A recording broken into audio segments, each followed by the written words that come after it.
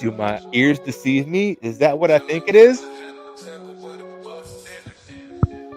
Chilling at the head of the table where the bosses sit, stunning everything in sight, whether it's in the bloodline or corporate. Walk me out, they laid a big smile on handcuffed by officers. Hold on, wait. Hold I on, think wait. they lost the script. We got some shooters. Pow.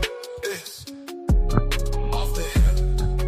Yeah. Oh, chilling at the head of the table where the bosses sit, stunning everything in sight, whether it's in the bloodline or corporate. Walk me out, they laid a big smile on handcuffed by officers. Hold on, I wait. think they lost the script. We got some shooters. Pow. It's off the hip. Yeah. December 5th, 2025. Where the bosses sit, stunning everything in sight, whether it's in the bloodline or corporate. Walk me Oh, out, what a they year laid it has big been. smile on handcuffed by officers. Hold I'm on, glad wait. you said I that think they because lost that's the what script. I think that's what I'm gonna start off with real quick. I want to Honestly, I want to be positive there, but it's just one of those things where it's like, wow. not it's cool. This is gonna be one of those things where, like, if I could just put the camera on me real quick, I want to just lay it out for y'all. Like, I'm gonna learn to channel the energy, and instead of coming off as if we're being negative, we're gonna channel this because this last year, I feel like the backbone of Off the Hip been will go live and share our enthusiasm with where the product was going. And for the last year, it's been going nowhere, respectfully. There's been little glimpses and glamours of promise, but promises have felt short, in my opinion. And honestly, with all of that being said, the reason that this show has been on and off is because I honestly contemplated, like, there hasn't been no fun in reviewing most of these Raw and SmackDown episodes that lead into these big moments. And honestly, Razor, it's been feeling like rinse and repeat. Like, for the most part, we would just get excited about when Roman Reigns was popping back, the next Roman return, and that was great and all of that.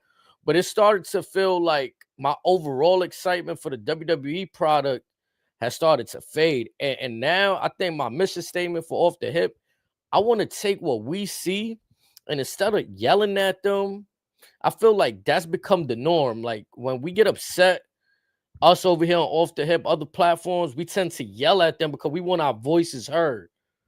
Understood. I think going forward, I want to take the opportunity to have conversations with WWE, AEW, or whatever product that we're watching. You can agree to disagree. That's neither here nor there. But my point is, if I could sit here and speak in a mannerism that isn't going to offend anybody, I think that's the goal that I want to achieve right there, Razor, going forward. Because I don't know, bro. I think we tried it. We attempted the whole. We attempted the whole. Hey, McDiamond, I see you out there. We've attempted the whole rowdy stuff, and I don't even think it was done by design. Honestly, I don't think any of the Is there? rowdiness that was displayed was by design. I just think that going forward, I feel I want to do a new approach. I can't speak for Razor. I'm pretty sure he's on board with whatever. Yeah, McDonald, I just finished watching SmackDown, and I I'm want just I'm on board addressing with the whatever. direction. Yeah, I'm just addressing the direction of where we going with the show, because I feel like I was just saying previous times, this platform, other platforms, when we see something that we dislike, we want our voices to be heard, and in return, we start yelling towards WWE. I think I want to have conversations going forward with them and find solutions or find understandings as to why things are being done they are. And look, we got a side show too, sidebar, you know what I'm saying? We got the sidebar quest. And there's things that Nick Khan has talked about on the show with Logan Paul that gave me a little bit of insight. It's been things that's been said before, but again, I think I just want to have a different approach, because the last year it's been lackluster, multiple platforms with yelling at WWE to change things, and things aren't changing. So I'm ready to just review the product as is and kind of dissect what we like, what we dislike, and, you know what I'm saying, in a respectful manner. How could we address if there's any issues on the programming? How can we address those things? I agree. Mind if I do what current wrestling fan is doing, hijack the show and have a conversation with you? Oh yeah, Anyone you is can have welcome a to come on the show. Anyone, conversation. Yeah, anyone's we welcome. here, man. We here. This is what we here to talk about. We here to talk about SmackDown, and the last time is now tournament. I mean, that was the main event for tonight. A lot of things transpired throughout tonight. I feel like just like a regular programming of late, Raw, SmackDown have been up and downs. What's your thoughts, Razor, on the opening segment? Well, Drew McIntyre. before I get into that, I want to touch on something that you just shed some light on with Nick Khan being on Logan's podcast. Nick was also on the Pat Mac show recently, and the question I want to ask the masses is, it's a two-part question. One, as a fan base, have we become too fickle with the ask being too much versus accepting what the standard is? And also, is WWE being too bold with this whole Unreal style, peeling back the curtain, letting us know what's going on, when in reality it's stuff that we kind of already knew what was going on. They're just saying it just to save face. And that's a good question. I personally think for me, I would have to say it's a little bit of both mixed in because they're being that's something I also wanted to touch on, like the tournament. It's been advertised for months now. Gunther's gonna be John Cena's last opponent. And just as a viewer, like I don't want to skip too far ahead. The main event was a good match tonight, and Gunther has had great matches in his tournament. But me and you were privately speaking on this after the good match. Where do we go from here? And was it good or was it just fine? Because the big difference. Right. I mean, that's a great point too. With all the lackluster moments that are happening right now, just a glimpse of something okay is great to us, right? Like we're like, whoa, this is happening, this is going down. McDiamond said the heel and face alignment is backwards for both AEW and WWE, including the fans. The face fans are actually heel, and the heel fans are actually face presently, I can see and that. that's wrong. I can see that. And Yeah, it's how they design everything. It's basically the landscape that they've built. That's what they're training the current audience to believe. And it's mind-boggling that they're doing that while providing what seems like the bare minimum, because we know how talented those rosters are, whether it be Raw, SmackDown, even down to NXT. Great rosters, but we're being given just a sniff of the appetizer, not even looking at the main course. We know how great they can be. We've seen some of these go-home shows, some of these, I won't say these PLEs, but at least on the NXT side, they've been pretty good. But we've seen quality Raw and SmackDowns, and everything else is just eh. now, do you think because everything is advancing, there's so much evolution in everything and pertaining to wrestling? So where I'm going with this is, should we just do away with the heels and baby faces like so blandly? Like if somebody wants to come up and they genuinely want to be a baby face and for the fans and for the kids, that's one thing. But we're turning heels, people that genuinely enjoy doing heel work. We're putting them in positions where they have to be baby face. I think before we even go down that road, let's at least develop some personalities first. Let's see how they are, how they react before we decide are they a good guy or a bad guy. We're missing a whole that's a whole key ingredient right there in the development. And that's what Are I'm they just saying. That trope, that trope, that story trope to me, it could possibly be outdated because nobody cares about the good guy versus the bad guy in this particular case. Some folks want to see who's the better bad guy. They just want to root for their bad guys. And in some instances, that may present themselves like a John Cena. You have to do right. You always want him as the baby face. But it's Dom's far still in a heel, between right? these days. Is Dom still a heel technically? Because he's been getting standing ovations all year. I mean, that's That's a whole nother argument right there. That's another part. I mean, we spoke privately about the Damian Priest winning the Money in the Bank. I go back to that and I look like, what sense did it make? You had a hot LA Knight that was babyface, and you let at the moment heel Damian Priest win the case to then cash it in, which that moment could have still been for LA Knight, because if you go back, Damian Priest, a heel, cashed in on another heel, but that ended up setting up Damian Priest's babyface run. Yeah. So it's just like, maybe we could just go away, like in the writer's room, we can go away with that whole, we got to make this person a good guy. We just let them ride, like you said, with the personalities that they have, and let us make the judgment. That's how it should be, and that's how it's always been. And it's like, if you want to tell us what the movie is, that's cool. Again, I'm not going to be totally in favor of it, but at least give us some context, some dialogue, some stories, anything. And then I kind of agree with Diamond right there, because this is something I've touched on too, that the fans are to blame when, let's say, we know what's going on, right? The show. This is the show. You want to be part of the show. There's a time to cheer and there's a time to boo. We're booing the baby faces and we're cheering the heels. So we're completely going against the grain of what WWE wants and intends to come across. So it's everybody plays a part in it. I think there's some exceptions. Like, for me personally, this is just me speaking. When Roman Reigns heel run and he's like, acknowledge me, I wanted to play into that. So I would acknowledge him.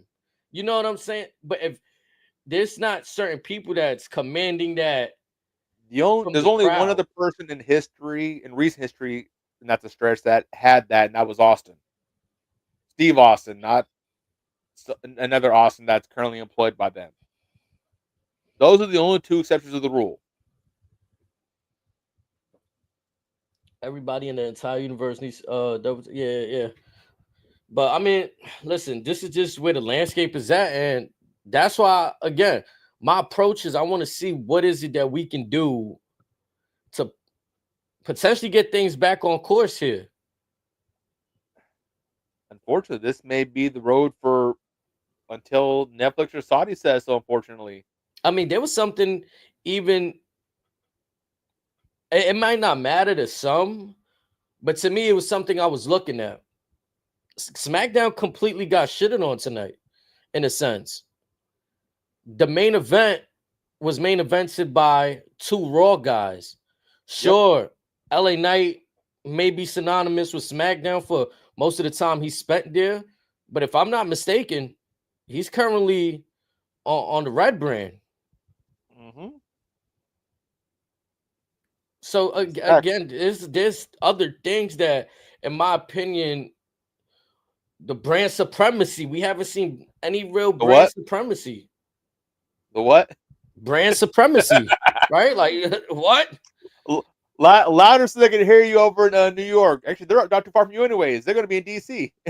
Brand supremacy. Raw Emphasis and SmackDown. On brands, identity, substance.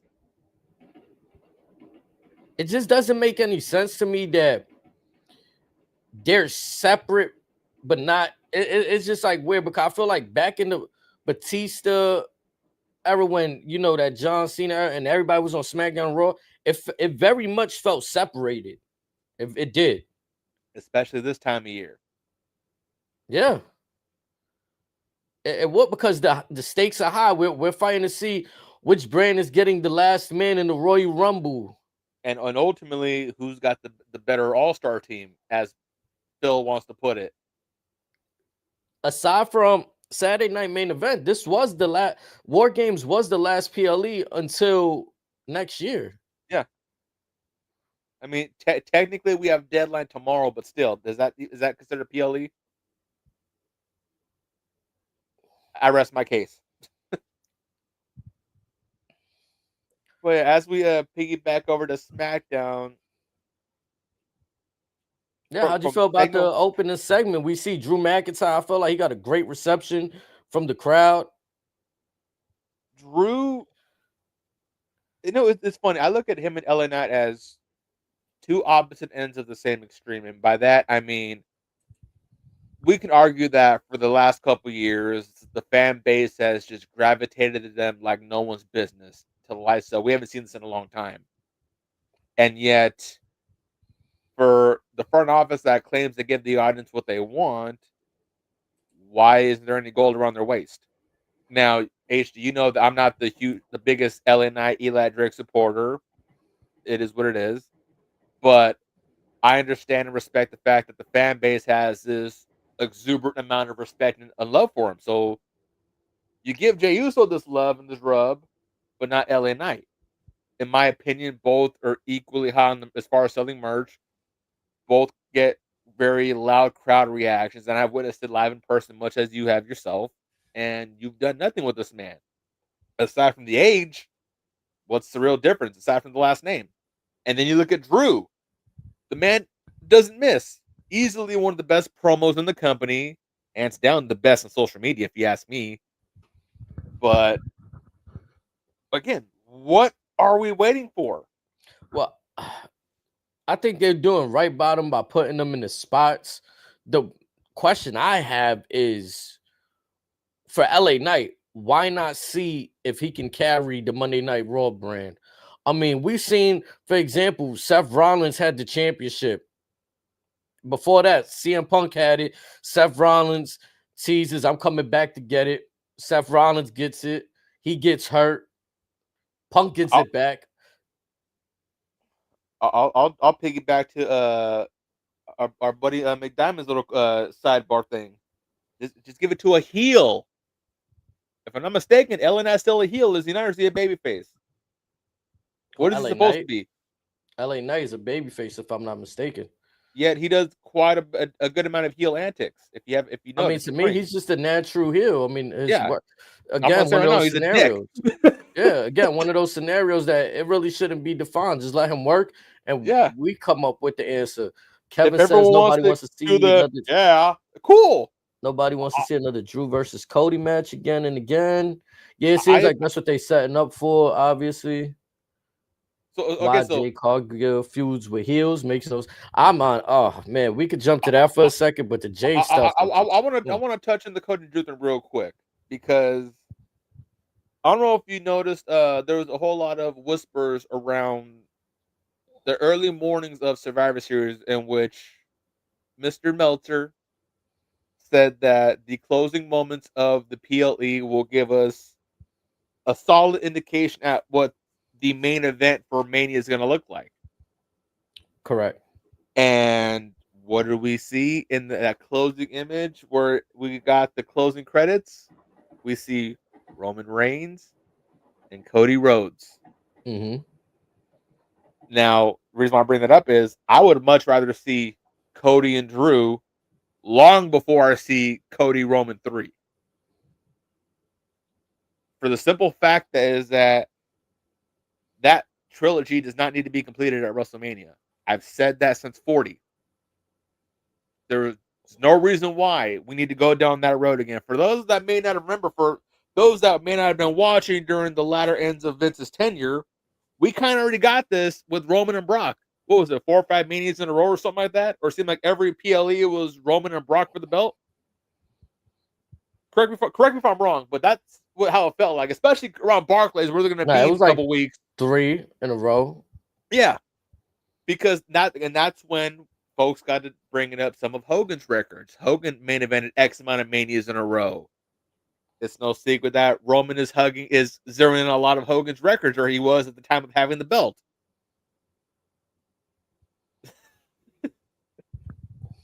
Kevin, I love you. But anyways, but yeah, it's like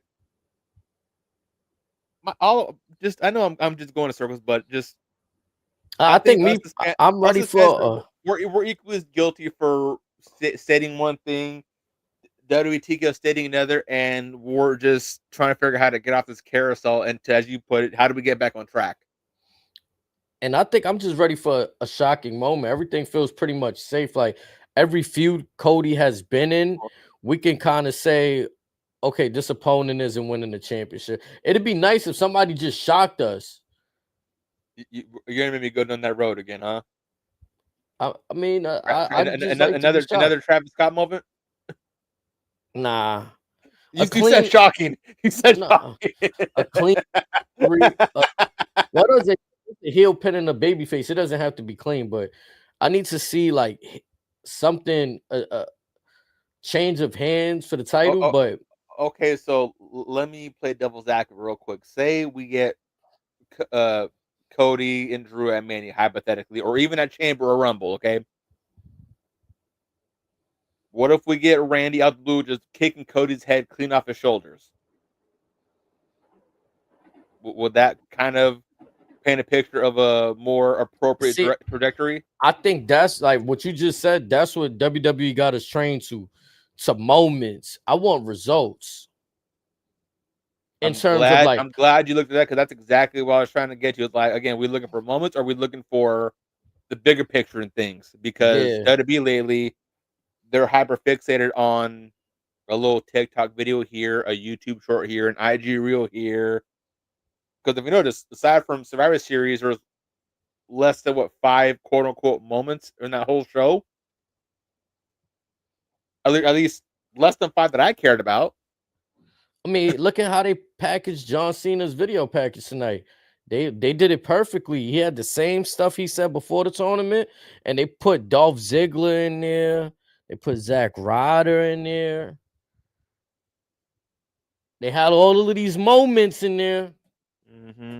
But what did it do for any of their career? Like, it would have been nice to know, oh, wow, this tournament actually got Zack Ryder back into the WWE. Maybe I'm asking for too much. Or again, let's go a little step further. Let's hypothetically say that we got Dolph coming back much earlier in the year.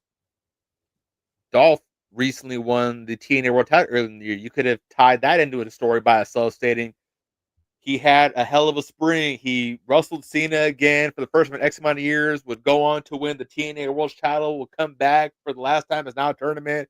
Get some type of story. I want to get on something that McDiamond spoke on right there that they just touched on, because that did stick out to me a bit. Cody's range of energy throughout the whole show tonight. Yeah. I don't know if it was to show that he got range in emotion, but like I wasn't digging it. I'm gonna be honest. He's auditioning for Hollywood. he knew Dwayne was taking a break from filming the live action Moana, and he was watching tonight. No, like, because I'm looking at that opening segment. Okay, we got Drew, right? He's getting sent off, which he has a valid point. And honestly, Nick Aldis, Mr. General Manager, I'm shocked at something you said, mister. Oh, boy. Drew McIntyre pointed out that he'll be doing the fans a disservice. And Nick Aldis said, I don't care. Oh, boy. And sent them off. Oh, brother. And this is where things got a little bit, like, I want to say wonky to me. Because I know this isn't back in the day, but this is what my mind has seen throughout wrestling. If this was back in the day, the second Cody stepped in front of that car, Drew McIntyre would have floored it and hit Cody with the car. I was saying Cody going to the local medical facility within the hour. Granted, within the hour, he's at a local medical facility. What was that? A Ram, whatever Dodge she was in, whatever. I don't know what kind of Jeep he was in. Pickup truck. And somehow back in the day, they would have worked in the sponsors ad too for it. But yeah, again, I love Cody. He's been making the best out of what he's been general given. Manager. Yeah, Cody's been making the most out of what he's been given. Granted, not all been great. He's been trying to turn a lot of shit in the salad, but damn, like trying hard much. Listen, I'm gonna give these guys the credit, because if there's a writer's room, these guys aren't writing themselves into this bullshit. They're doing what they can with the product, and it wasn't that bad of a segment. My only thing is, if you're gonna hit go on something, hit go. This half stepping, it just doesn't make sense to me. Why have this backstage segment? Question: Is it a physical writer? Is this Abyss? Is this Road Dogg? Or is this one of their new AI stories? You heard about that, right? Yeah. Yeah. Is it's one of those? And to me, it's one of those slow stroked stories also where Cody got attacked by Drew the week before War Games last Correct. week. Now, I understand a lot has happened, but he could have mentioned on that Friday that he wanted Drew officially unsuspended. Yes, we know that Paul Heyman has got him for the team. We could have just pulled it right there. Like this whole keeping him. That's why I said Drew got a valid point. Braun Breaker picks up the victory. He gets a championship match. What did the others get? Because I'm pretty sure if anybody knew that the person that picks up the pinfall would get something, well, everybody would not just sat there and let him get the pinfall. Yeah, and that would have created more of a story within the very tame cage match we got. Right, to put more stakes on it. Like, okay, if somebody's in the match, that team gets they get the call. If they shots, they get to pick a title they want to go for. That okay, I'm on board with that. Instead, you have Heyman being the genius that he is, dig up this very old, antiquated, unspoken rule that if the champion gets pinned, he's got to put up the title shot. We need to find a rule book for this. We really do. And some things I get it, right? Like I feel like the impression I'm getting is at times they want to remind us, don't take everything too serious, don't take everything to heart. But again, for me, I would like a moment as to where we're getting not strung along, but it feels like, okay, we're getting a good pace of stuff. I want Say that to again. care. I want to care. Yes. I don't want to watch a show and just fall asleep mid-show. It was too much going. Yeah. I enjoyed when Cody told Obafemi and Ricky Saints that they're gonna have a match against him at Saturday Night Main Event. But it was a little bit thrown off by the fact that he was fresh off and all of the anger that he was just going through with. Like, you guys were just in a War Games match. Yeah, nothing's breathing. Now, again, if this was the move, why couldn't this have been said 2-3 weeks ago? Cena announced that NXT is going to be showcased how many weeks ago for Saturday's Main Event? Almost a month ago? We knew NXT was going to be featured for the show next week. And now we're just now putting this together? That's another problem that they have. It's like, instead of going show to show, what happened for planning for an entire season, so to speak, so a couple months down the road? Don't you think it'd be more that way? Yeah. Let's move on to the next segment. That it was a match, actually. Ilya versus Carmelo Hayes. There was a segment beforehand that Carmelo told, he had like a comedic moment with Ciampa, called him a jackass, said he's next for the title and all of this. It basically set up what was going to happen later on. And this is why I'm saying it in his voice, because I feel like there's been nothing but controversy surrounding Ilya's run. There are all these interruptions. This person want to come out to skull-crushing finale, Carmelo at the top of the ramp, and it's too many runouts for this division. I mean, and especially when we've already established a long time ago that the division's already established. Just figure out which order you want to run folks down for the champion, and then it'll all iron itself out. That was probably the easiest division they had in the entire roster, all three brands. Again, a shocking move to me. This would have been shocking. Carmelo Hayes, who just looked fresh off of, they said, oh, him versus Gunther. One of Carmelo, he looks good in that match. That was a month ago. But I'm saying weeks ago. That's the last time I feel like I seen Carmelo. Yeah, it was, I think.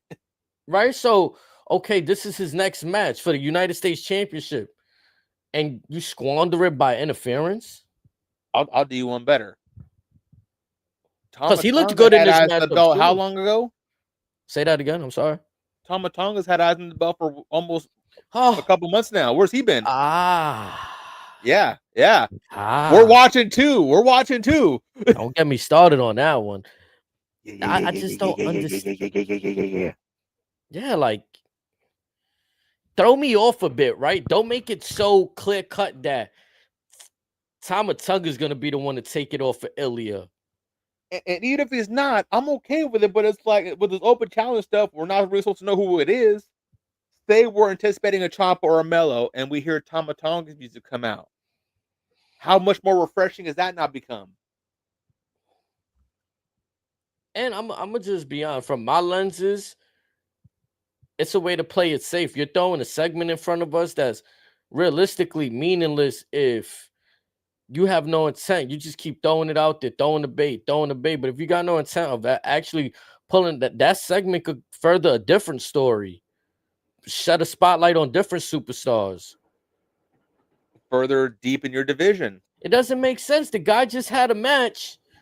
You got him in a backstage segment teasing something. Like, is this, like you said, if it doesn't happen in my eyes, it's kind of like, why is this going on then? If we don't even get a match, I understand if he has the match and loses, I'm cool with that. But at least we went down that road. Yes. We already have, it's already, Especially under the open, it's a US Open. Anybody could come out. Why hasn't he come out yet? Or again, since it's the open challenge, what about folks from Raw? What about folks from NXT? Mix it up. Saturday night main event will be a great way to present that situation. The US Open Challenge, they said it's going to be main roster versus NXT. You could have had an open challenge match instead of Stephanie versus Nikki, but I rest my case. No, you talking about a Survivor Series? Yeah. I would have preferred an open challenge match then. I know. Positivity. No, I mean, I'm trying to just figure out like Carmelo. So we move on. Carmelo Hayes and Ciampa's gonna have a program now. One last thing with Melo, real quick. Is he really, or like, does WWE really see him this lost without Trick Williams? All jokes aside, I just think Carmelo's a good soldier. and again, nothing. I commend him for that, but it's like what we saw at NXT 2.0 to his call up. It's almost like the whole different person now. That's the only reason I could think about it. You were one of Sean's guys, so you don't want to ruffle Triple H's system. You don't want to. No, he was recruited in the Triple H system. That's what I'm saying. This one, but he found he was there before Michaels took over. He found because the black he found success with the 2.0. Remember the colorful brand that Vince had, and then when Vince left, I'm saying he was already inside the building at the time. Oh yeah, he was definitely in the building. But I feel like Triple H is almost similar to Vince, and if not Triple H, TKO, where they see a new toy, a brand new shiny toy, and it's, and it's obvious that him and Braun have been held on similar trajectories, and Braun's obviously soaring high. But again, with Melo being talented his own self, like there was never a need for the start and stop. I don't understand it because the last two, who did he piss off? I mean, I think they're setting him up for something. It's just, to me failure? Personally, he doesn't need to run through Ciampa. He doesn't need to run through Gargano to do what? Unless in a weird way, this is going to come back to the Trick Williams coming up to help him, which I know it's not. I hope it doesn't. It just doesn't, to me, it doesn't make sense. You know what Melo's biggest disservice was, in my opinion? Is that after he was announced that he was SmackDown's #1 draft pick, he has that amazing match with Cody as the world champion. And nothing since. I think that was probably the biggest disservice for him. I mean, they have him hovering in this pool of competitors that are like, again, like I was gonna mention earlier, respectfully to Ciampa, let's say Carmelo Hayes goes over on Ciampa, it doesn't make me look at Carmelo Hayes any different than I would today. I think if you let him go over on Ilya today, I'm like, whoa, That would have been massive. whoa. It, What it, just it it would have done two things at least. One, it would have shown that Ilya is beatable. Actually, three things. Two, it would have reestablished Carmelo Hayes. Three, you're saying, okay, this title has more prestige because you have two very talented upstarts. Granted, they're not super, super young anymore, but two very talented individuals that could that if push came to shove, if W said, "Hey, I need you to get this brass ring real quick," you know that they're more than capable on the microphone, in the ring. They're not. No one's really controversial anymore, so you don't got to worry about the backstage bullshit. Mhm. So again, like there could be two more perfect individuals. Granted, they're on the smaller size, but still, No, but I think understand it's it. a good look. It's a good look. I mean, especially like I said, Carmelo Hayes had a good outing against Gunther. Dragunov is another tough competitor. So for him to have these back to back, I would have at least liked to seen him finish the match clean. Like to get interrupted like that was just Yeah, it put a damper on it for me. But it's and looking like it's gonna set up some kind of triple threat or something or multi-man match because Elliot doesn't seem happy that these guys interrupted. I can only imagine Carmelo's gonna get his lick back during their match. I don't think he's just gonna sit back and watch. so right now, I'm just trying to. You know me. I like to do like almost like a power rankings thing, or but in no particular order. So we got Ilya the champion, then we have Champa, we have Mello. I'll throw in Tomatonga in there. Who else we got in current contention? There was somebody else that I mean, you could put Sammy in there since Where's Sammy been? he just did the Survivor Series match on Friday last week. Yeah, but aside from that, where's he been? Like, They quietly moved him away from the United States Championship after. That's what I'm saying. Like to me, it's a lot of okay, so things that aren't four, maybe answered for five me. guys, but still, it's like, where's Aleister Black? What the hell's Weapon Man doing? Where's Rusev? I mean, we know what Weapon Man's doing now. We seen later on in the show. Awesome. I mean, we could talk about it right now. Actually, we seen there was a promo that came on tonight, and the Terror Twins are back. They announced that they're gonna have the match against Zelina and Aleister Black. Now, I honestly thought they were gonna tease like maybe a new Judgment Day. Like, remember when we seen them split from the Judgment Day long ago? We thought they Mhm. might have made like a side faction themselves then. This looks like nothing more to just have a mixed tag match I'm gonna for call that my friend. program. Yeah, Yeah, and again, I'm never with proper story. I'm never gonna be opposed to the mixed tag energy, whatever you want to call it. I'm never gonna be opposed to that if the story's there. The story is there with in this instance. However, and no disrespect to either two individuals, Rhea and Zelina. What's that gonna look like? I mean, it's gonna look like how it always looked.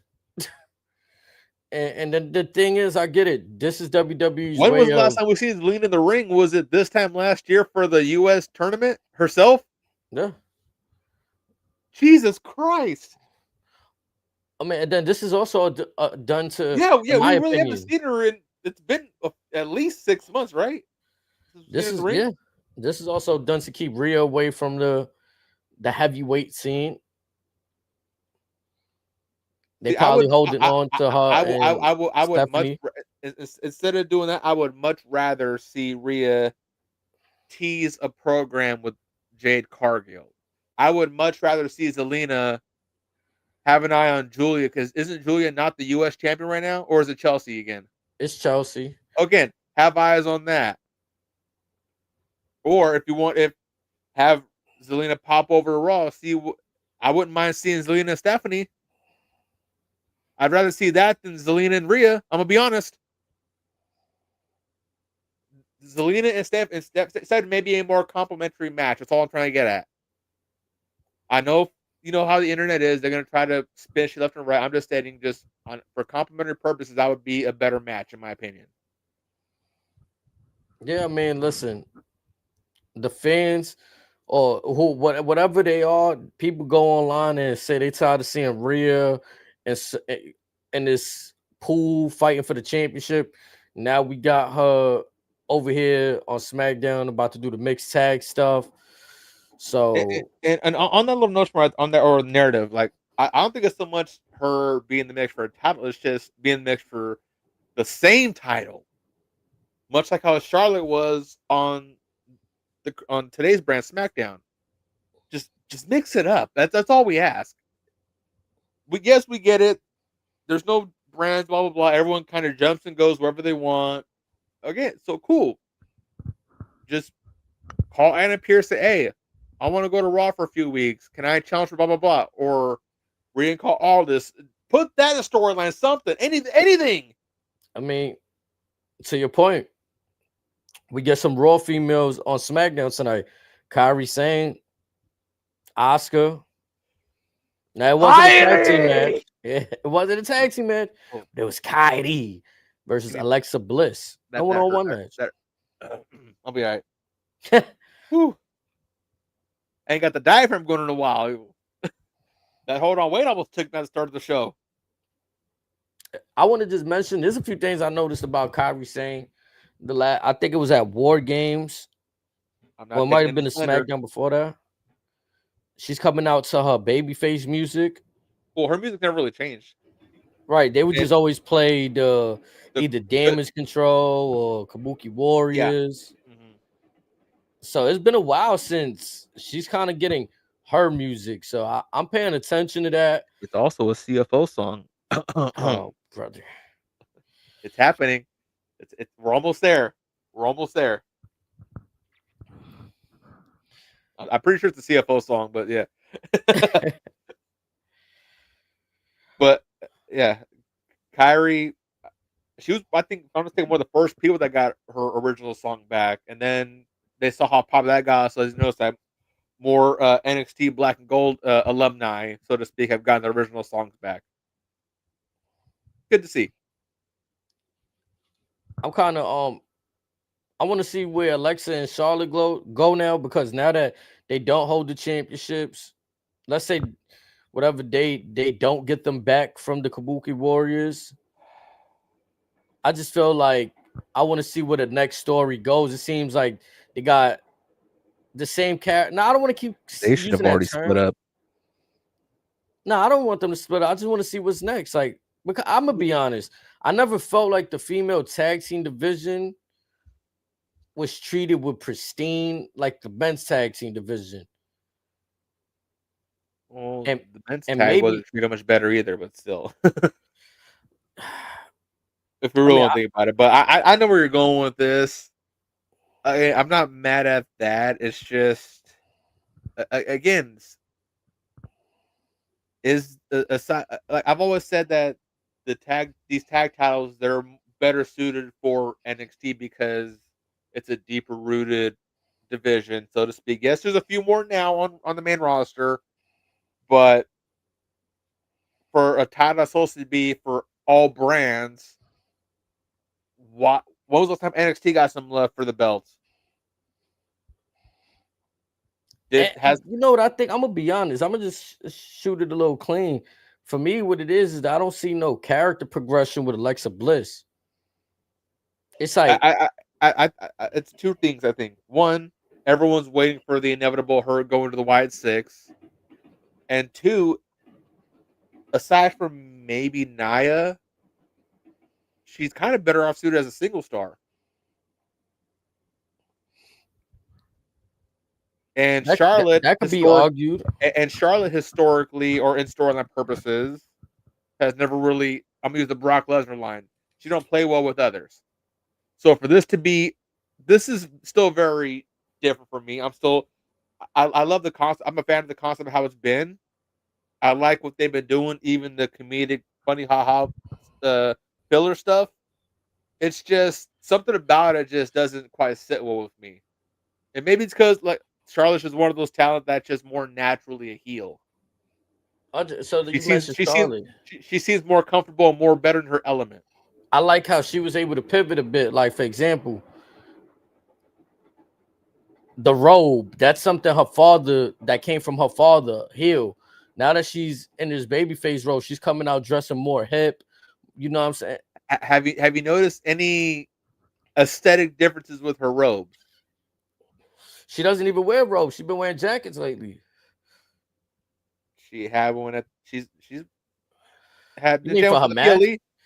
You talk about for her matches? Yeah, I don't even think she came out for a robe with a robe for her match. I could be wrong though. even I've at been war paying games, attention. Huh? even at war games. I could be wrong. Could But be wrong. I could be wrong. anyways, what again? Maybe I'm just not picking up this. I'm just a late bloomer to the party. But what I noticed with her robe, it presents from the far pan shot. It presents that same 8 that she has on her Tron. A little Easter egg for next time you happen to see her in the ring Yeah. with a robe. Let me see. Hold on. I don't know if you can see it on the screen. Try to lower down the. Remember, she came out with. Hold on. I would have to turn off my. I say I see you give me the one finger salute. I would have to turn off the filter real quick. Mm-hmm. Are you talking about that black jacket that she wears? Nah, hold on.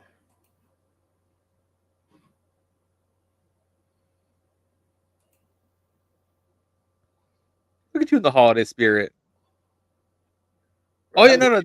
no. She's doing that for I think a charity or something like that for this little girl. Yeah, but she been coming out to like jackets. She like tonight she had that blue jacket on like that. Like she just switched up how she been dressing. Like remember she was like on this uppity like Hey, fashion shit. Now she's on some more hip shit. Like well, look at it this way. John Cena's out the door in a week. Someone's got to fill the Make a Wish orders. I'm screaming. I mean that with all respect, people. I'm just trying to keep it lighthearted. I say that though to say that I like how she put effort into switching up her character. I feel like, with all due respect to Alexa Bliss, she's just wearing a tribute outfit. Like I get it, but if you're not gonna be in the Y6 at the moment, Right. you're not gonna be. Yeah, if you're not gonna be at the Y6 at the moment, I would like, you know, that outfit to kind of get switched up a bit for me. Now, Because it's a bit distracting a little bit. would you prefer if she just brought back her Harley Quinn look Yeah, she could do that. instead of this? Yeah, she could do that. Because I feel like that she's not playing the same character that she was while she wore that gear when she was with Bray. True. So to me, it's tribute. It's not, you're not the same. And I got no explanation as to why you changed. Just because. Because you're a mother now, right? Like, nah. Hey, I don't. You never heard of her husband, have you? He's like some drummer, or he's a singer. He's a singer, Yeah. right? Yeah, I used to listen to him when I was a kid. Ryan Cabrera. Yeah. I think he's either one of the first like acts I saw that made me get a faux hawk or frosted tips when I was a kid, something like that. I remember there's some weird like child core memory that relates to him or something like that. But something to do with I had a hairstyle as a kid. That's all I remember. I've had concussions, people. We got some more female action. We had Jay Cargill and Alba Fire.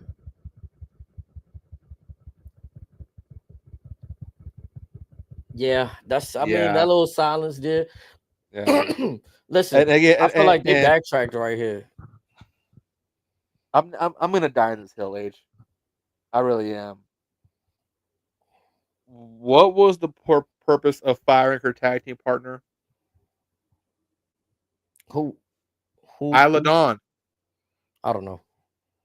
Remember we had Fire and Ice former women's tag team champions, and at the time, I thought that was going to be, as Triple H wants to put it, the dawn of a new fucking era. Mm-hmm.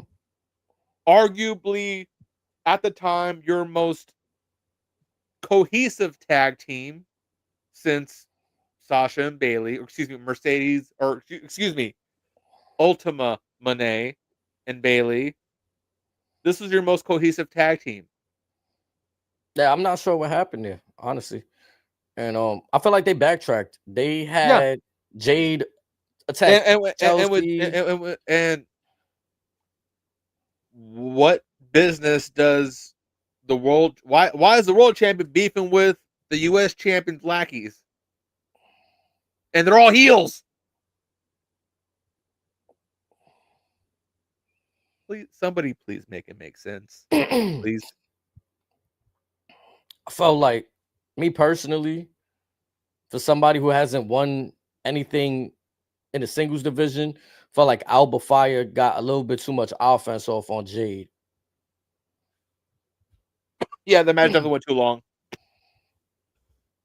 And then for Jade to, I don't want to say she had to win like that. Real quick. Is Piper hurt or something? She might be. I would have preferred her in the ring instead of Alba Fire. Yeah. Like, I'm trying so hard to. That's what I'm saying. Alba Fire is nice. I'm trying. She hasn't proven trying shit, to justify though. this. Alba Fire hasn't proven shit to me yet, though. To be in the ring, like you said, I'm fighting on the behalf of, no. This is the world champion. HD, permission to piss on the Wednesday show real quick. This is like next week we're getting Eddie Kingston and Samoa Joe for the world title. Did you know that? Eddie Kingston and Samoa Joe for the world title. Yeah. In there. Yeah. Oh no. You ready for the story? At the last pay-per-view, Hook and Eddie were in the pre-show match, in a tag match. They won. To close out the show, Hook suddenly back with the Ops. Because he's always been with the Ops. There you go. My point, people, both these programs are basura. I mean, listen, this is something I'll talk to you privately about. Like, we're at a point in time, we out the pandemic. People are back to living their regular lives. People are, and we're doing the shit from the pandemic. But content is different. I understand you want to try to go back to what works, and I think we can all agree that the pandemic was the worst thing that could have happened to AEW aside from Brawl Out. But you gotta remember what worked when you didn't have fans, much like the John Cena heel turn. Erase that from your minds, please and thank you. That stuff does need to be brought back. Some of the matches, yes, we can argue some of those. For example, Ilya and Gunther, or Walter at the time. But for the most of that stuff can just leave it there. There's no point of bringing it back. I don't know. Got to bring the entertainment value up. Like I was saying, in my world, there's a lot of people that love being outside. It's a lot of people that love being outside. It's a lot of people that love being outside. It's a lot of people that enjoy going places. Next Friday, they're gonna have the Jake Paul, Anthony Joshua. Not next Friday, and two Fridays from now, they're gonna have the Anthony Paul. Merry Christmas to us. They're gonna have the Anthony Joshua, Jake Paul fight. I doubt there's gonna be people going to the bar to watch SmackDown. The things that's got to be done, like taking 2 or 3 hours to watch stuff. Let's not forget, the NFL is in full swing right now. Just about everyone's still in the playoff hunt, give or take. You look at college football, play's about to start. I'm a big college football fan. I'm always excited for Christmas because we get bowl week, and then we have the playoffs. NBA's about to get hot around this time. WWE, pick it up. We got a lot of good movies coming out this winter season. And then starting in January, UFC on Paramount. You see that card for that first show? Nah. You have the return of Amanda Nunes in the co-main event. Mm. There's a lot of big money moves that are going around right now, so this is not the time for them to take their foot off the gas. And mind you, we're supposed to be in Rumble/Mania season right now. What the fuck are we doing? And community, that's what I'm telling you. It's a hard commitment to come out here and talk about shows that aren't that good. It starts to feel like a job. But we do it, you know what I'm saying? Because we loved it. We want the product to get better itself.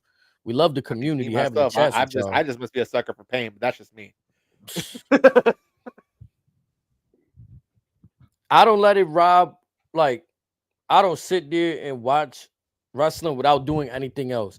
I have to do something else, whether it's walk around, play a game, listen to music. I can't just sit there because I'm gonna get disappointed. Do you know? Do you know what's absurd? And again, I I refuse to let this die. 18 months ago, we were watching this program like it was fucking Avengers Endgame every single day. Correct. What happened? Everybody's, for the most part, is healthy. If anything, it would have been easier because we would have been enjoying the scene of retirement on top of that, and we can't even enjoy that. We had one, maybe two good matches in 40 dates. Yeah, I mean, I'll give you 3 days because I'll throw AJ's match in there too. I wasn't the biggest fan of the AJ match, but AJ, Cody, and Dom. Dom at the Garden, not Dom in Petco Park. I've heard Triple H and Nick Khan say things or say a similar thing that I'm not used to hearing. I'm always hearing people want to do better than the last time. They want to go out there and do better than the last time they performed. Triple H and Nick Khan are content knowing not every show is going to be better than the last one. They already got the bag. They ain't sweating this. Yeah, and that's, you know. They got Netflix for a few years. Saudi's about to unload who knows how much godly amount of money for WrestleMania next year on top of other shows. Netflix is getting SmackDown in the next year or so. They ain't worried about nothing until they say, "Hey, we're not interested in you anymore." They're not gonna give a shit. Yeah, I mean, that's And think about it. What's tough game. And think about, look at Roman, Rhea, Becky, and Cody. Why do I bring them up right now? They're all going to Hollywood in the next 5 years, maybe even sooner. And which is, again, like you said, we was reviewing it like we was coming back like it was Avengers, and then the switch up Overnight. Literally overnight. And then it had us ranting. It's like we want change to the point that now, honestly, I'm gonna just start to accept what it is because they've squandered some of the best things. Do that. I can't accept it because that's me enabling the problem. It is, but I mean, am I still going to be a fan? Yes. Is it going to be maybe on a more casual note? Possibly. I don't know. We'll see what 2026 holds. But like I told you, probably last time we were live, they're playing a very dangerous game. And what do you know? I called another one.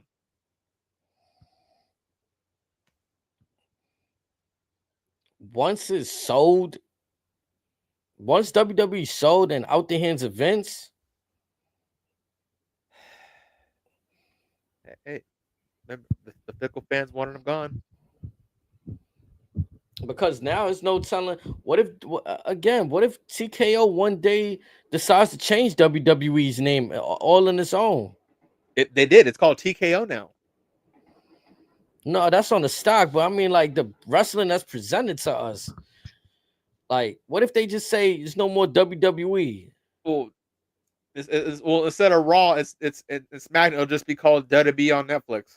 They're gonna turn it into the UPC. Oh, brother.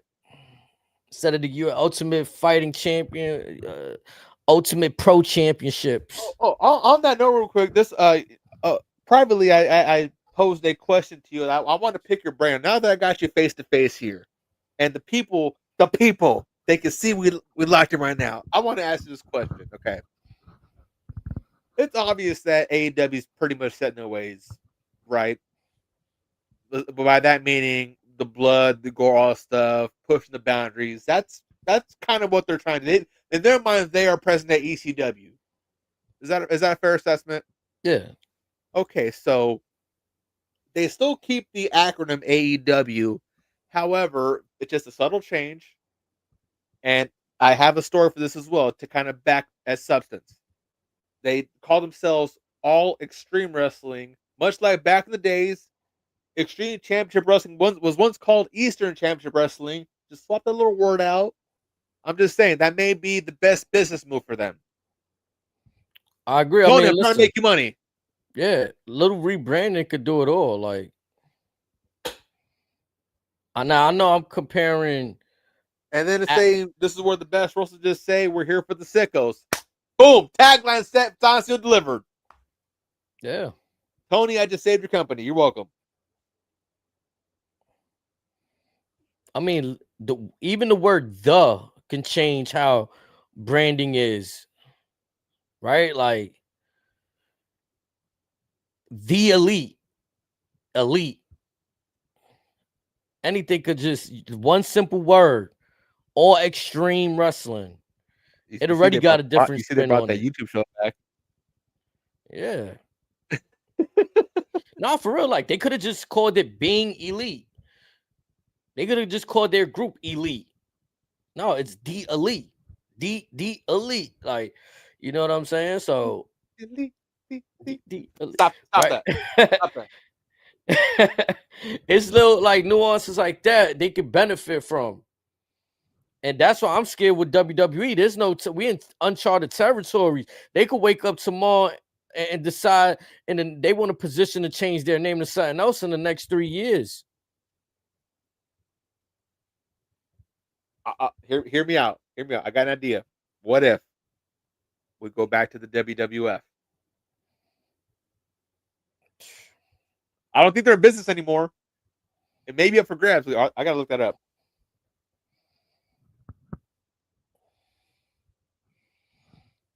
But as we wind down to the main event time, before we get there, we had Solo and the MFTs in the ring. Solo going in on Uncle Howdy. Was this his best promo ever? I wouldn't say best promo, but this was good. This was good. I was surprised there was effort put into it. Not gonna lie, like, because one, I feel like this match could have happened last week. 5v5 traditional Survivor Series match could have happened then. Could have been as early as SummerSlam if you think about it. And honestly, this is where I gotta just be honest from what we've seen. Uncle Howdy versus anybody has led to, like, most of these stories about family, your whatever it is that Uncle Howdy spewing has led to nothing. Mm-hmm. Unfortunately. No big moment. I'm sure it would have felt like it if they didn't spread it apart so far. And again, we don't even know why that was the case. We could have got one video a week for, say, 7-8 weeks, and then a match. Okay, cool. But at least we saw something to kind of build up to it. But no. I was even joking. Remember that whoever the Wyatts came across, like, those folks kind of went down her after Gable. Like, if you're talking about, are you talking about that guys on the floor when Gable got shot in the head that we're also supposed to forget about? Yeah, like, what was this group? The Final Testament got released. Mm-hmm. Like, they were just folks that got released. Yeah, they were just folks not benefiting from what was going on there. They were supposed to come out these feuds. And they never got off the ground because bye. Honestly, what would that look like right now? They hold the men's tag team championships. They don't even feel like it. So now, again, real quick with the Wyatts, there's two, I don't know how familiar you are with old Ring of Honor, but the Righteous just debuted on TNA tonight. Uh, Two very talented guys. Vincent, I forget the other guy's name. Those two guys with Cross with Final Testament versus Vice Six, it'd have been two very similar style factions. That would have been something to look forward to, whether it be as like a gimmick style match or just anything in general. And once again, TKO, you dropped the ball. Yeah, I'm familiar with them guys. Yeah, that would have been a nice program. May if the partnership is still intact and they still able to use them, maybe we'll see that down the line. I say this though, I think tonight was the best that Tyler Tunga looked. Fine, I don't know, like it was just something about him clearing the house that was like, okay, maybe he's gonna, maybe this weirdly enough, him versus Eric Rowan somehow, or him in this tag team match with them is gonna be like his moment. You better Hopefully, get in. You better get him in the weight room with Brock Lesnar. Then man, something. something. Not for real, because Someone beat his ass. he needs his We know who moment. your daddy is. You are the son of an animal. Wake up. And as we get to the main events, the whole purpose of tonight's SmackDown main event, the last time is now tournament finals. LA Knight versus Gunther. Is widely suspected and expected that Gunther would have won tonight's matchup. We saw exactly that.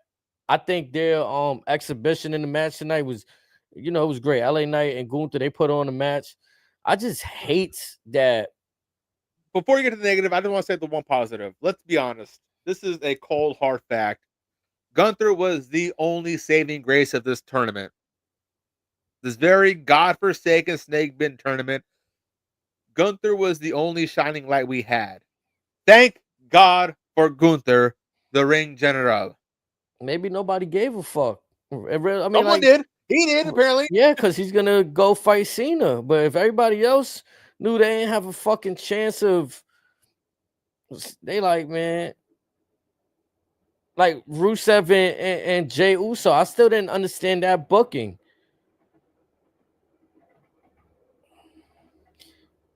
Like, was Well, Rusev too physical to put in the ring with LA Knight or something? I didn't under. let's not forget it should have been Penta in that spot. In which spot? Which match did Penta get hurt in? Was it with Rusev? With Solo. Okay, I was trying. I forgot which side. I was trying to figure out who was on which side of the bracket since we got two Raw guys in the final. Yeah, so it would have been Gunther versus Penta then. Yeah, at least that's what I'm hoping was the case. But we all got what we wanted with this. The obvious rightful person won. Now the question is, the hell we doing next Saturday with this match? Exactly. Gunther wins. That's it. Gunther wins in the same fashion he did with Cena. They're gonna have a great back. No, they're gonna. I mean, I said we'll say with Goldberg. They're gonna have a good exhibition. Gonna have his moments where it look like Cena could actually win this thing. But if WWE's continue to play it safe, Gunther wins. Okay, now Because I think the hard thing to do is have Cena win his last match, and the fans feel like, damn, you really leaving us though? You won your last match. Like, you still got a lot left in the tank. Now, what I'm about to say may go over a lot of people's heads. H, you may kind of understand it. In this match, I do not want Cena to successfully hit the AA not once.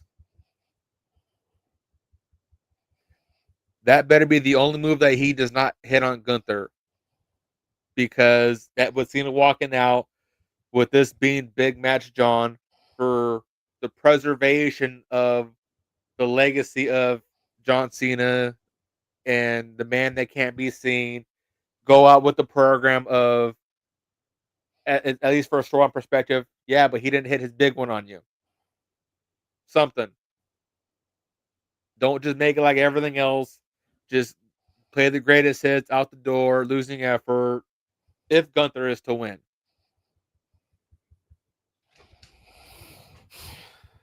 I'm trying to just digest what might happen.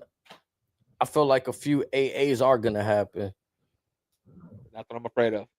Even one off the top turnbuckle. A super AA.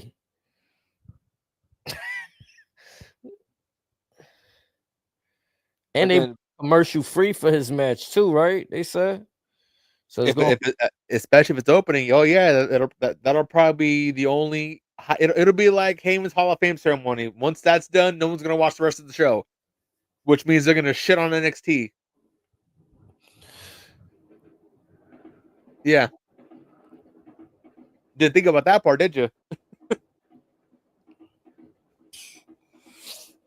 I mean, like, I don't know. It's hard to really, again, for me, take NXT serious when these cats has in NXT. Most of the time, I see them come up. They still in this phase of we're working on him. Like he's like he a work in progress. It's like, oh, we brought him up, but he's not ready yet. So what the hell is NXT for? I don't understand it. The only person that they didn't do that with was Gunther. They did it for Yeah. Braun. They did it for Ilya. They're doing it for Melo still. They did it for Andrade when he was called up. They did it for Solo. Actually, Solo technically didn't even get a chance to enjoy NXT. If you think about it, he won the belt and got called up, and here's the belt. Had to get an NXT belt back, the North American, shit. Yeah. And yeah, it's like they're in that weird, yeah, you're not a main eventer yet phase, which is okay. I understand that. But it don't feel like what you said, what they did with Gunther. He came in, became the longest reigning Intercontinental Champion. I'm not saying people got to come in and be there. 666 days. Yeah, like. And not only that, it was featured in a marquee match on WrestleMania. Let's not that little statistic slide away. And then if we position NXT to where it's like, yeah, they're the third brand, but those are the young cats over there. Because that's what I honestly, that's my issue too with this whole last time is now tournament. And we're gonna highlight the newer superstar, the two superstars in this match. One is 40 and the other one is 38. Yeah. was Braun the only guy under 30? Or no, Braun was in the tournament. Was there anyone? Oh no, Javon Evans was the only under 30 in the tournament. Actually, he might be the only one under 35. Right? Why not make, like, to me? I'm gonna be honest. Like Gunther don't need no, bro. He could stop wrestling today and be in the Hall of Fame. Yeah. He don't need no more. He don't need this. You he don't need to him, be honestly, seen. You could have called him a Hall of Famer just off NXT alone. I'll stand by that. Like, you don't need him to do any of this what he's doing now. He already retired Goldberg. And then that's my other issue too. He's not actually retiring guys that are already retiring after the match. Right. Win, lose, or draw, these dudes are going home anyway. Yeah. Yeah. So to word it like you retired somebody, like it was a stipulation in the match, like, oh, if I win, he's getting retired. No. The same like the days of old where Undertaker's looking at Shawn Michaels saying, "You want my strength? I want your soul." Right. Like,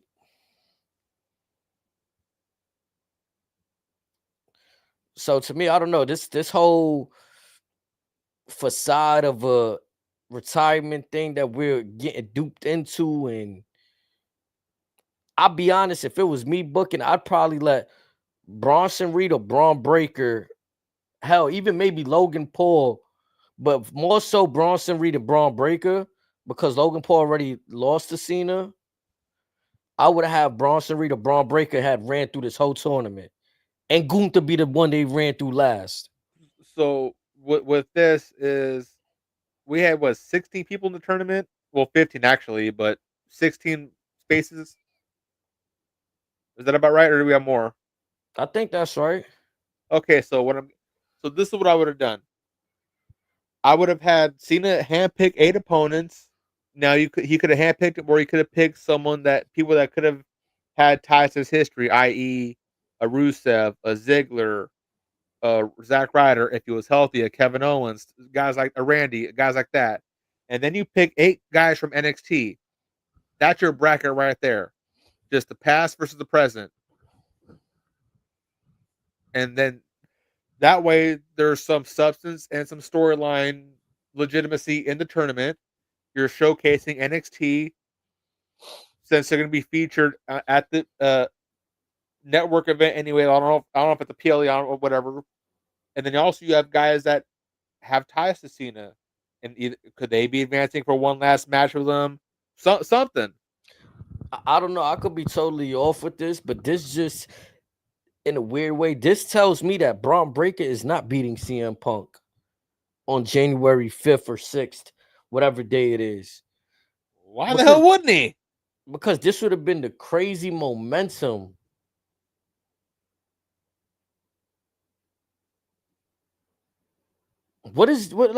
Okay, elaborate. I'm curious to know where you're going with this. Because Gunther beat Cena. Okay. And then what? This is happening December 13th.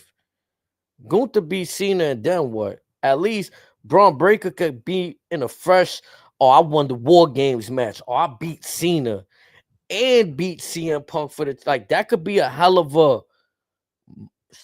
run for him to the championship. Okay, chase to the belt. Let's spin it to a different lane. You ready for this one? Mm-hmm. Because I think we all know Braun's beating the dog shit out of CM Punk at the Barclays in a few weeks, or at least that's what I would hope. When Gunther wins next Saturday, what if Cena just tells him, "Hey, your price for beating me, you're getting number 30 in the Rumble." So on Raw, you could have Braun just jaw jacket Gunther saying, "How can you be this big badass destroyer, this beater of everybody, and you're getting a hall pass in the Royal Rumble for me?" And Braun's just talking his shit the whole way through.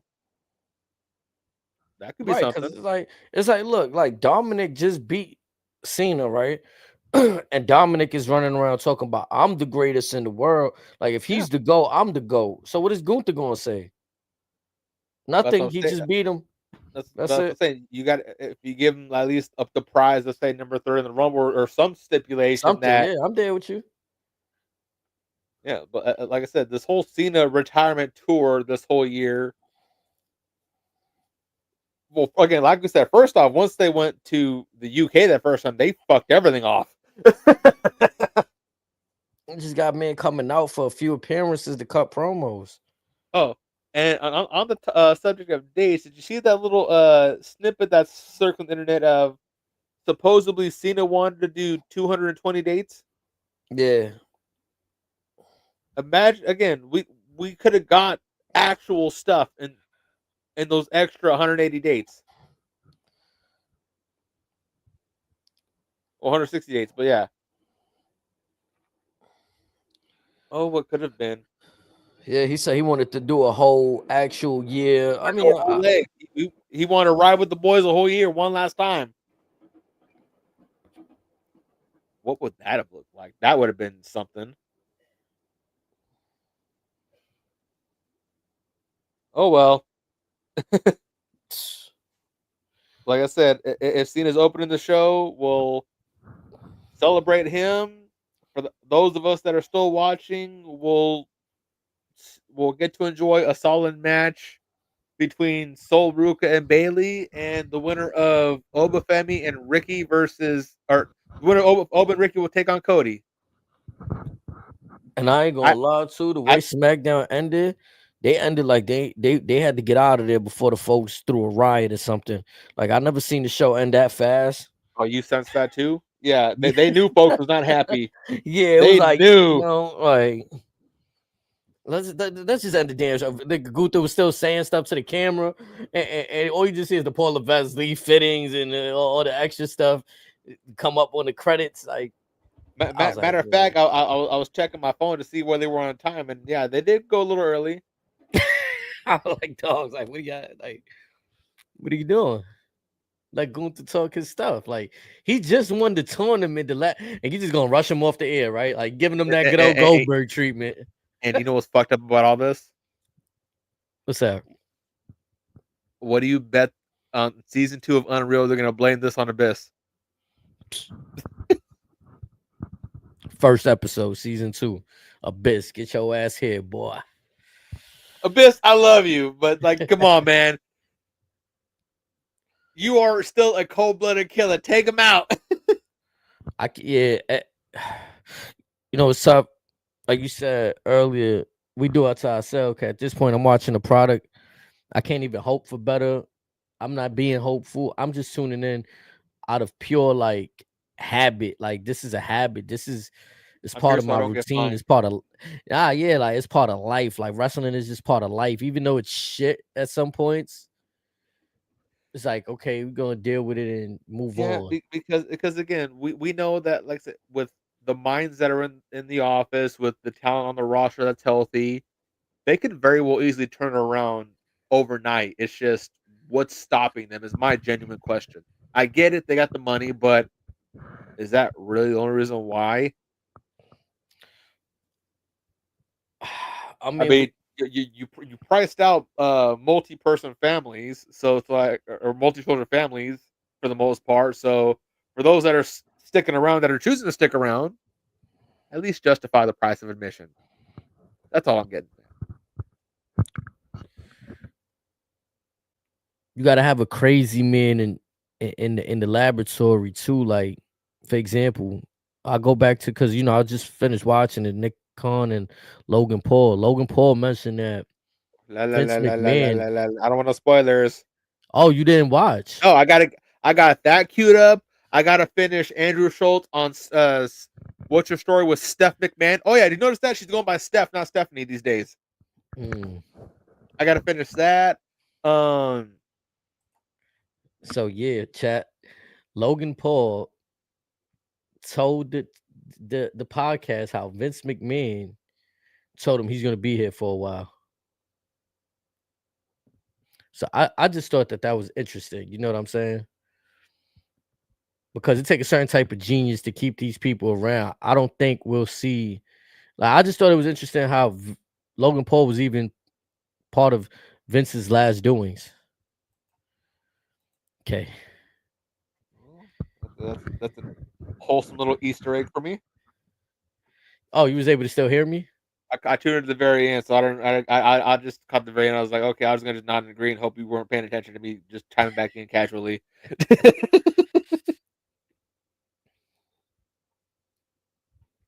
Yeah. I just know what I'm trying to say in short is that I don't think the people in charge care about the product as the previous regime. That's how it's looking. Both regimes cares about money. That's obvious. But I think one cared about the product more than the other. There's a reason why he said, "It's good shit, pal." Yeah, I mean, like, that's another thing. Even though there was bad shit being thrown to the wall, at least it was his organic shit being thrown to the wall. Live by the sword, die by the sword. You feel me? Like, I'm gonna be honest. Drew McIntyre don't even got the same vibe no more without the sword. And I thought the sword was goofy at first. You don't know what you have until it's gone, people. Because it did add that element of, you start to question, well, is that, like, how sharp is that sword? You know what I'm saying? Like, did he stab the ring a couple times with it during the pandemic? But yeah, then again, Vince probably would have got his ass a real sword at the time. Yeah. And Vince would have said, what's the worst that could happen? Right.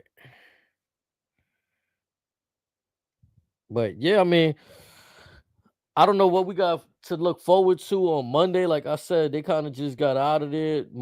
There's nothing for Cena on Monday, so maybe we get Gunther trying to do what he can to try to hype up this encounter between him and Cena on Monday. Um, I don't know. Monday looks like there's not really much to look forward to. Like what we got going on Monday? I don't know about Monday, but I'm telling you right now, Tony's gaining some momentum fast on the other show. Yeah, I And mean, no. I got some. I don't know if you. I know you don't follow Ring of Honor, but I got some breaking news for you. okay, I was gonna watch them earlier. I seen they had the 0 hour on at 7, but Red Velvet has defeated Mercedes Moné to win the ROH Women's TV title. I'm not surprised by that though. Mercedes has lost the first of her 13 belts. A few people been calling that. Mm-hmm. I got to give it to Solid Monster and JD. They've been saying that'll be the smart move to go with. That was probably the safest thing they could have done, because it's like you're only her getting more belts is only going to further dilute herself. So we'll see if this is the start of greener pastures for them. I mean, their tournament kind of is very lackluster. I won't say it leads you one. Have you followed up with the Continental Classic yet or no? Nah, I haven't been able to watch AEW. There's been some okay stuff, but it's just there's just no substance there. You remember those old Rocket Sock commercials, those Rocket Sock robots, whatever? Yeah. Just watch that on mute for about 2 hours, and it kind of sums up Dynamite. Yeah, you got to reset the head every once in a while for the next knockout, but that's about it.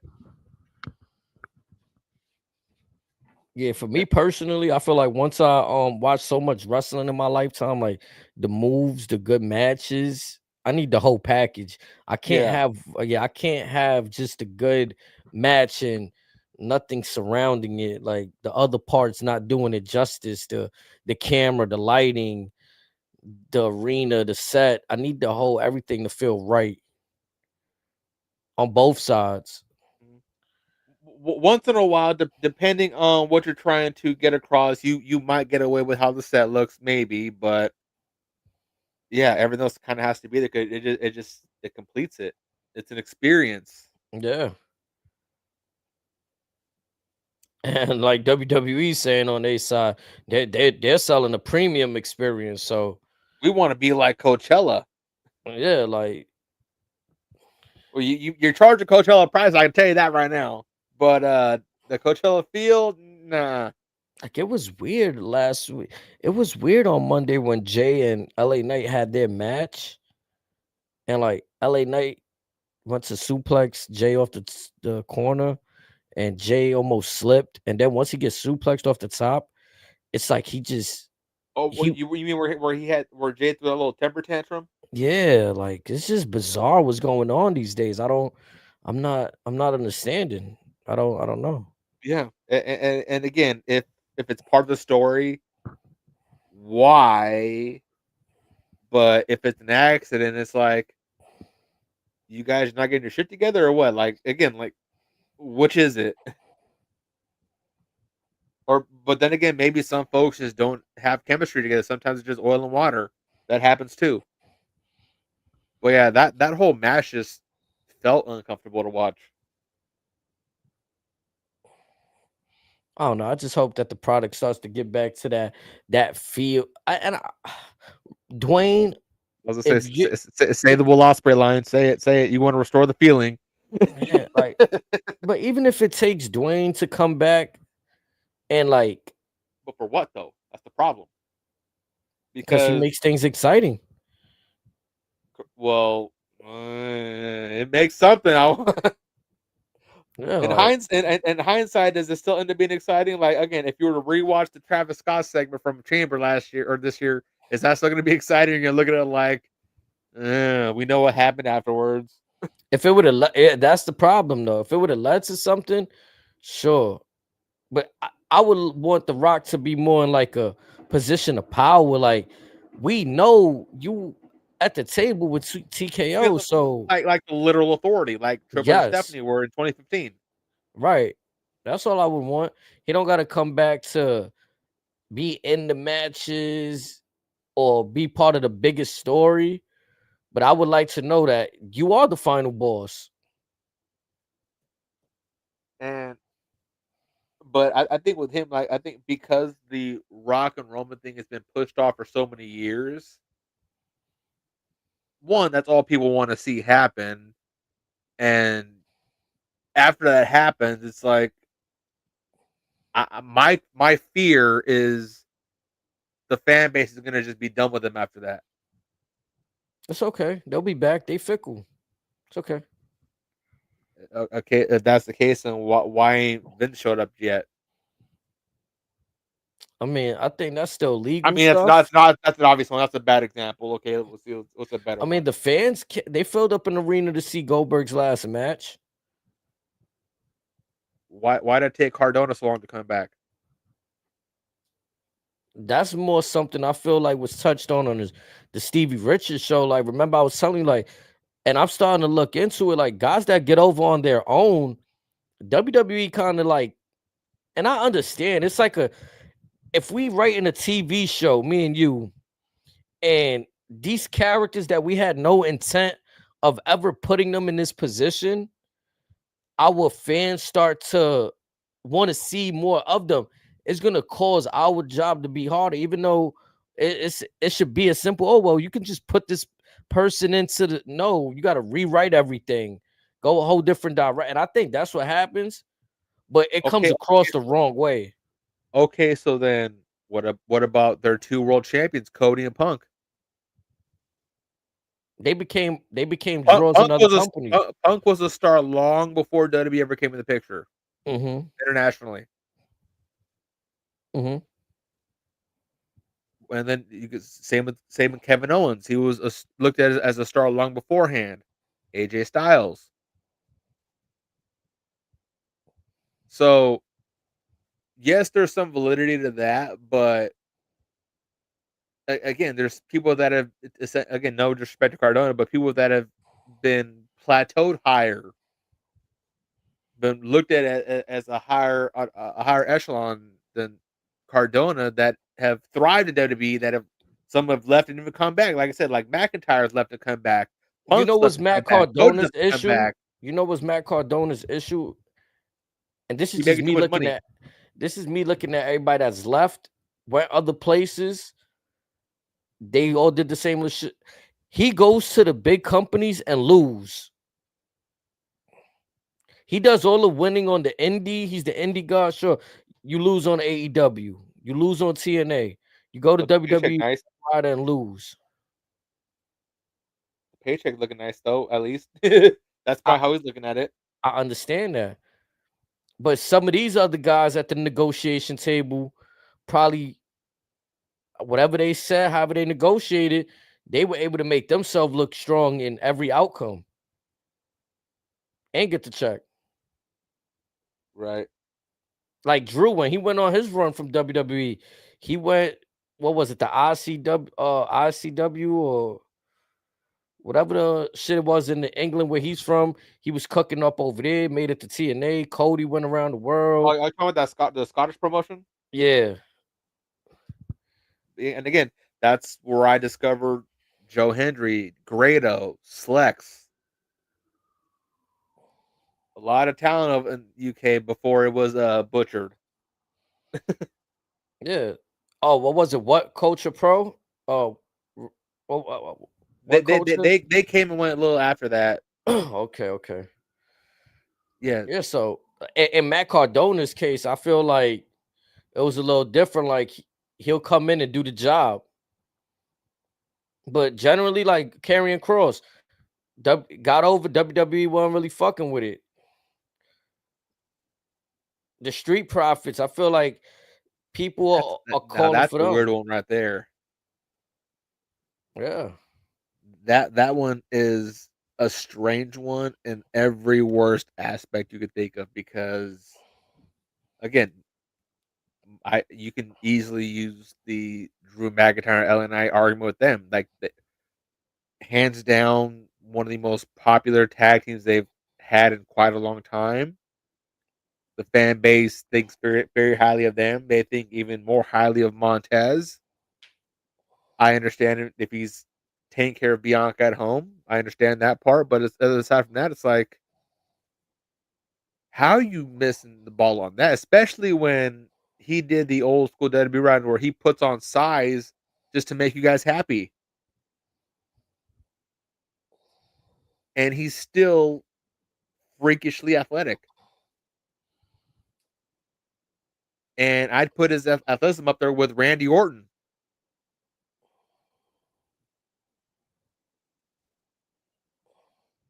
Yeah, some people got more pull than others. They able to, you know, finesse And, around the game better. but again, were the Profits not looked at as Triple H guys? Like, what we doing here?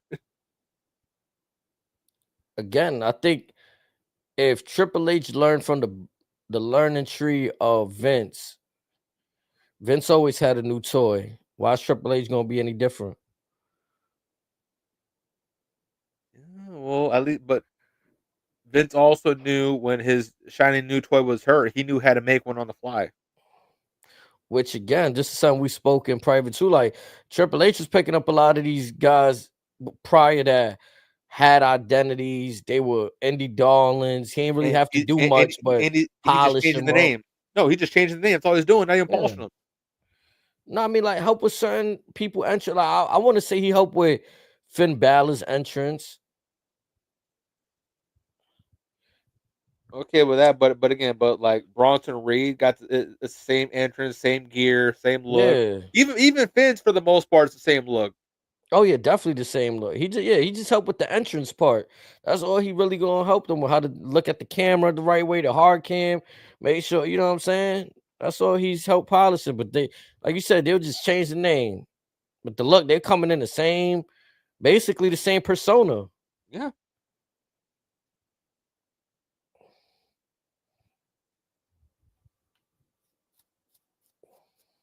And again, I at times I want to give certain spots the benefit of the doubt, but I just can't do that anymore. It's gotten to a point to where, like I said, they've literally trickled back down to how they were 2011, 2012, even Bro, again in 2016. we've I'm seen gonna so say this right far. now. This War Games is probably as bad as Great Balls of Fire. We've seen all the bad PLEs. We've seen a little person portraying Cena. We've seen the mask, the El Grande Americanos. Like they're playing off of a lot of shit that, and a lot of bad shit that people used to come off of Vince. So it's like it's interesting to see the direction they go off of too. And also much like in AEW, like I like these current separate powers that be, these separate leadership teams don't quite understand that just because something works in a very niche specific audience doesn't mean it's going to work everywhere. For example, yes, the midget stuff, all that stuff, that's still over in Mexico, but there's a reason why you don't really see that on TV on this side of the border. Right. Yeah. Or in Japan, they're still very much have heavily animated characters. You don't really see that over here for the most part, or if you do, it's mainly in the indies as some hole in the wall show.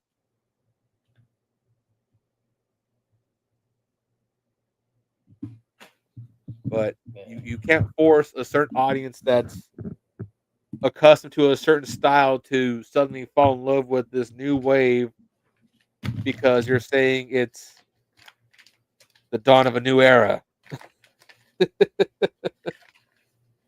Oh man, that's what it could be too, though. Programming newer viewers and hoping that the older viewers kind of just fizzle out. Or we And just shut up and play ball. yeah, and programming the newer viewers like, yo, look, this is how it is. Like, this is how it's gonna be going forward. and the ones that are older like us that used to how things are going, we're gonna look at it like, man, that's not. We don't want to roll with that, but they don't care. Yep. So, man, chat, we done gave y'all a lot though. We already about to approach 2 hours, so I'm gonna let Razor, you know what I'm saying, give y'all some last words. Up out of here. Got some shooters.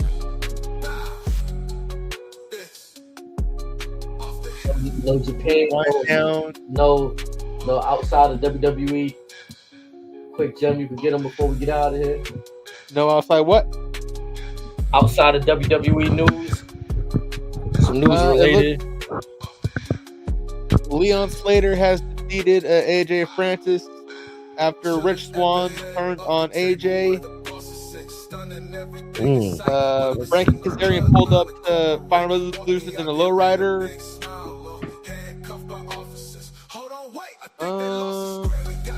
So yeah, it's been a very tame Friday night, unfortunately.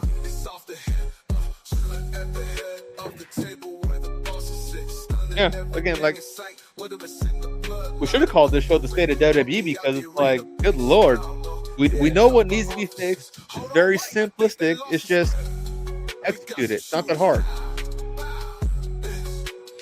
Or are we just asking too much these days? Yeah.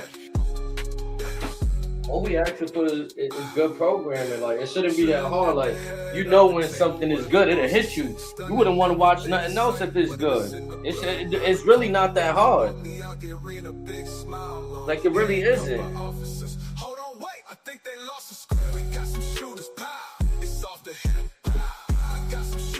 What Sam Roberts says, feelings, we're walking away not feeling anything other than upset or pissed off because our time was wasted, and there's a problem.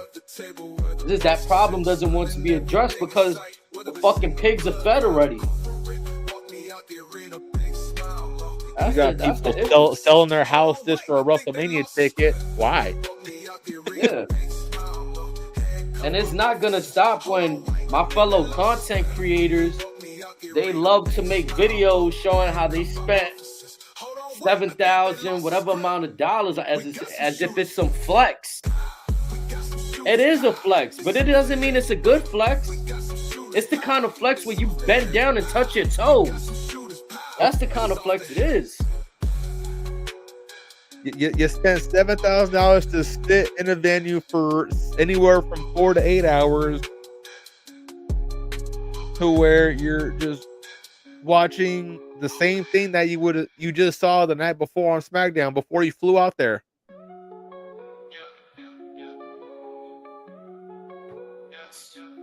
Oh, but we'll get Liv Morgan kicking John Cena in the nuts. Okay. What about the other 3 hours of the show? It's not an experience. Like, I could understand if outside of the venue there were like little tents set up where, like, you know, I don't know, like they just like a tailgate party or something for the fans or something. But it's really like, no, here, stand on this long ass line, get fucked, pay us, and watch the show and then leave. Yeah.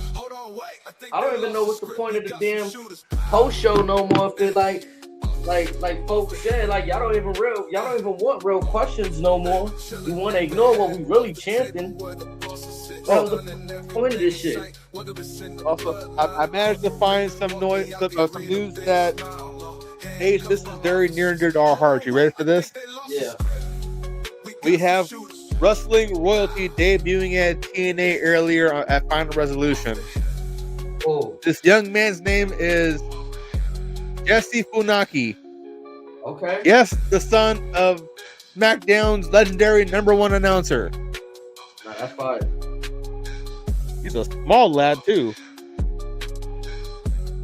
That's fine. Well, Off the Hip community, we appreciate y'all. We love y'all. D that does it. My brother Razor. We out of here. Yeah, we ain't talking about that Funaki news.